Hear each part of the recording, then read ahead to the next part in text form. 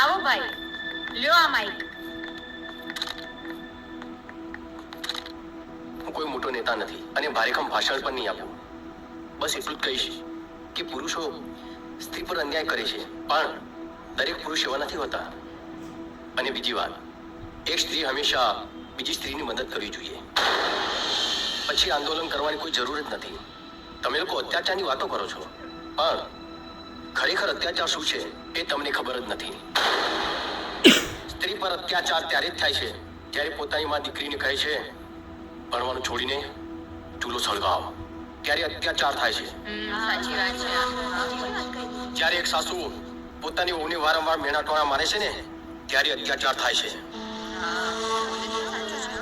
એક વહુ પોતાની સાસુને ગાળો કાઢે છે ને, અત્યાચાર ત્યારે થાય છે. બરાબર.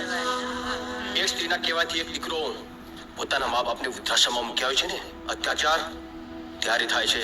હા, બરાબર છે. સાચી વાત છે. જ્યારે તમારી સહેલી તમારો સુખી સંસાર જોઈને ઈર્ષ્યા કરે છે ને, અત્યાચાર ત્યારે થાય છે. એક સ્ત્રી બીજી સ્ત્રીને આગળ વધતા રોકે છે ને, અત્યાચાર ત્યારે